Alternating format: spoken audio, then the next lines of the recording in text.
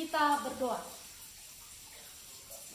Kasih dan damai sejahtera yang dari Allah Bapa dan dari anaknya Tuhan Yesus Kristus menyertai hati dan pikiranmu.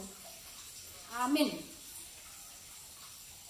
Bapak Ibu jemaat yang dikasihi Tuhan Yesus Kristus, kita akan mendengarkan firman Tuhan yang menjadi khotbah dalam pertanyaan keluarga hari ini, yaitu dari Injil Yohanes pasal yang pertama, ayat 29 sampai ayat 34. Saya akan bacakan untuk kita semua. Begini bunyi firman Tuhan.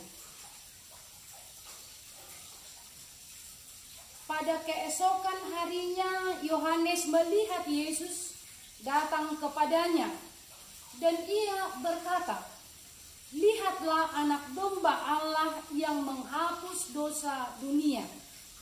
Dialah yang kumaksud ketika aku katakan, kemudian daripadaku akan datang seorang yang telah mendahului aku, sebab dia telah ada sebelum aku. Dan aku sendiri pun mula-mula tidak mengenal dia. Tetapi untuk itulah aku datang dan membaptis dengan air, supaya ia dinyatakan kepada Israel." Dan Yohanes memberi kesaksian, katanya, "Aku telah melihat Roh turun dari langit seperti merpati, dan ia tinggal di atasnya. Dan aku pun tidak mengenalnya. Tetapi dia yang mengutus aku untuk membaptis dengan air telah berfirman kepadaku, jikalau engkau melihat Roh itu turun ke atas seseorang dan tinggal di atasnya, dialah yang akan membaptis dengan Roh Kudus. Dan aku telah melihatnya dan memberi kesaksian, inilah anak Allah." Jemaat yang dikasihi Tuhan Yesus Kristus, hari ini kita kembali bertemu dalam pertanyaan keluarga yang tentunya ini adalah momen yang sangat spesial ketika kita boleh berdoa bersama di rumah kita masing-masing. Kita boleh bersama-sama memuji Tuhan. Kita boleh bersama-sama belajar firman Tuhan yang menjadi landasan kehidupan kita. Maka Tuhan yang dari mula penciptaan, yang telah merancang keluarga itu, akan berdiam di tengah keluarga kita masing-masing, sehingga terciptalah kedamaian, terciptalah cinta kasih di tengah-tengah keluarga, bahkan terciptalah harmonisasi keluarga yang semua orang tentu mengidamkannya. Ini yang harus dan tidak boleh terlewatkan, ya. Secara khusus di masa pandemi COVID-19 ini, di masa-masa sulit ini, kita telah melihat bahwa benarlah tidak ada satupun yang bisa kita andalkan. Tidak juga harta, tidak juga kepintaran, tidak juga kekuatan kita, atau apapun yang kita miliki, selain dari Allah itu sendiri. Itu sebabnya ibadah, doa bersama keluarga pastinya akan semakin memperkecil, ya. Bahkan menghilangkan konflik, ataupun yang dikatakan masa pandemi ini bahwa kekerasan semakin meningkat. Tetapi ibadah keluarga pastinya akan menciptakan keutuhan, pastinya akan melahirkan semangat baru, pastinya akan memberikan inspirasi baru, tentunya akan memberikan sukacita di tengah-tengah keluarga kita masing-masing, bahkan akan membentuk karakter anggota keluarga itu menjadi pribadi yang disukai oleh Tuhan, menjadi anak-anak seturut kehendak Tuhan, ya. Sehingga dalam pertumbuhan anak-anak kita tidak perlu khawatir. Ketika mereka sudah kita bekali dengan firman Tuhan, maka mereka bertumbuh dengan kuat, mampu menghadapi situasi atau tantangan sesulit apapun. Bahkan mereka akan mampu memposisikan dirinya, ya, dalam suka duka. Mereka akan memahami bahwa Allah senantiasa menyertai kehidupan mereka, dan mereka akan mengandalkan Tuhan. Dan yang sangat luar biasa juga, bahwa dalam situasi apapun di tengah-tengah dunia ini, orang yang tinggal di dalam Tuhan akan senantiasa mewujudkan cinta kasih.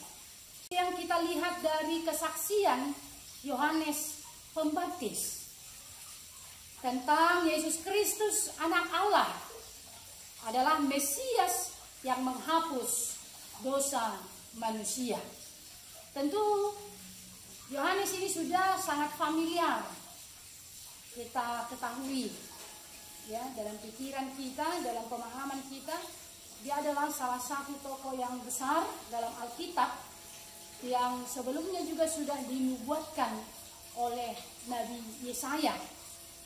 Dan karakter yang dimiliki oleh Yohanes ini sangat patut untuk diteladani oleh semua orang percaya, ya. Yohanes Pembaptis yang dia juga merintis atau mempersiapkan jalan untuk kedatangan Yesus, ya. Dia berseru-seru tentang kebenaran, menyuarakan pertobatan untuk menyambut Mesias, ya. Karakter yang patut kita teladani dari Yohanes ini, bahwa dia hidup dalam kesederhanaan. Boleh kita baca dalam Markus 1 ayat 6. Dia juga hidup di dalam kerendahan hati. Dia hidup memuliakan Kristus. Yohanes Pembaptis, dia bertindak lurus, jujur, berani, dan apa adanya. Dia tidak mengambil kesempatan untuk menjadi terkenal dan terhormat. Tetapi semua yang dilakukannya murni untuk memuliakan Allah, ya. Tidak mencari nama, ya, tetapi dia apapun yang dia lakukan, yang dia perkatakan, seruan-seruan yang dia perkatakan adalah mengajak orang murni untuk memuliakan Tuhan. Meskipun di satu sisi boleh dikatakan sebenarnya dia memiliki kesempatan untuk memegahkan diri, ya. Tetapi dengan kerendahan hati, Tuhanlah yang dia permuliakan. Barangkali karena sifat daripada Yohanes Pembaptis inilah Yesus memujinya sebagai seorang yang lebih besar di antara semua orang yang dilahirkan perempuan, ya, dalam Yohanes 7 ayat 28. Bapak Ibu keluarga yang dikasihi Yesus Kristus, dalam kesaksian Yohanes menyatakan bahwa Yesus adalah anak domba Allah yang menghapus dosa dunia. Yang kedua, Roh Kudus di atasnya. Yang ketiga, dia adalah anak Allah. Pemberitaan sekaligus kesaksian Yohanes ini mengawali kesaksian semua orang percaya tentang Yesus itu sendiri sebagai Mesias di tengah dunia ini. Dan melalui pemberitaan Yohanes, banyak orang yang semakin percaya dan memberikan diri untuk dibaptis. Selanjutnya, tugas kita yang menjadi saksi atas Allah Tritunggal, melanjutkan apa yang sudah diberitakan, disaksikan oleh Yohanes dan juga Yesus sendiri, bahwa kita dipanggil untuk bersaksi di tengah-tengah dunia ini. Bersaksi atas Allah Tritunggal, Allah yang menciptakan langit dan bumi. Kristus yang telah menyelamatkan kita dari perbudakan dosa, dan Roh Kudus yang menuntun manusia untuk memasuki kehidupan kekal yang telah disediakan Allah bagi kita. Sebagai seorang saksi, tentu harus mengetahui benar tentang siapa yang disaksikannya. Untuk menjadi saksi Allah Tritunggal, maka kita harus mengetahui secara benar siapa Allah yang kita saksikan itu. Tentu kita semua sudah mengenal Allah Tritunggal melalui pembelajaran di tengah-tengah keluarga, melalui pengajaran guru-guru sekolah minggu, melalui pengajaran juga khotbah-khotbah para hamba Tuhan. Tetapi yang lebih luar biasa pengenalan kita untuk kita bisa menjadi saksi Allah Tritunggal adalah pengalaman hidup kita bersama-sama dengan Allah.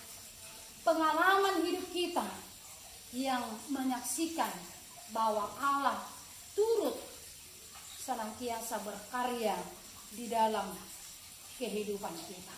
Ya, boleh kita bandingkan dalam Ayub 42 ayat yang kelima. Kita sudah menikmati kebesaran Allah. Kita sudah menikmati ciptaan Allah di tengah alam semesta ini dan segala isinya. Maka kesaksian kita atas ciptaan Allah, tentu kita kembali diingatkan akan tugas panggilan kita sejak mula manusia diciptakan, yaitu turut serta harus memelihara, melestarikan, bahkan mengembangkan alam ciptaan Tuhan. Bukan menjadi perusak, ya, untuk mencari keuntungan. Ya, ada banyak orang yang merusak hutan, merusak ciptaan Allah semesta, yang ini juga akan kita dengarkan dalam khotbah kita pada hari Minggu besok. Selanjutnya, kesaksian kita sebagai orang yang sudah menerima keampunan dosa, keselamatan melalui anugerah pengorbanan Kristus adalah dengan tidak berbuat dosa lagi, dengan tidak diperhamba oleh dosa lagi, dengan menghadirkan cinta kasih kepada semua orang, bukan orang yang tinggal di dalam dosa. Kemudian kesaksian kita sebagai orang yang dipenuhi Roh Kudus adalah melalui karakter yang menghasilkan buah roh. Itu boleh kita baca dalam Galatia 5 ayat 20 sampai 22. Ya. Dia akan penuh dengan cinta kasih, dia akan penuh dengan sukacita, dia akan menjadi pembawa damai, dia akan menjadi orang yang sabar. Itu sebabnya kita harus izinkan Allah berkarya dalam kehidupan kita, dalam keluarga kita, dalam pekerjaan kita, dalam persekutuan kita, atau dimanapun kita berada. Jangan andalkan pikiran, jangan andalkan kekuatanmu, atau apapun yang kita miliki. Dan memang nyatalah ketika kita mengandalkan Allah dalam kehidupan kita, maka sesulit apapun tantangan, persoalan, pergumulan yang kita hadapi, maka kita akan dikuatkan dan senantiasa hidup di dalam pengharapan. Itu yang kita alami di masa-masa pandemi ini. Bapak Ibu jemaat yang dikasihi Tuhan Yesus Kristus, tentu menjadi saksi Allah Tritunggal bukan hanya ketika kita bahagia, tetapi justru di masa-masa pandemi ini juga, ya, ketika dikatakan stay at home, seolah-olah kita tidak bisa berbuat apa-apa.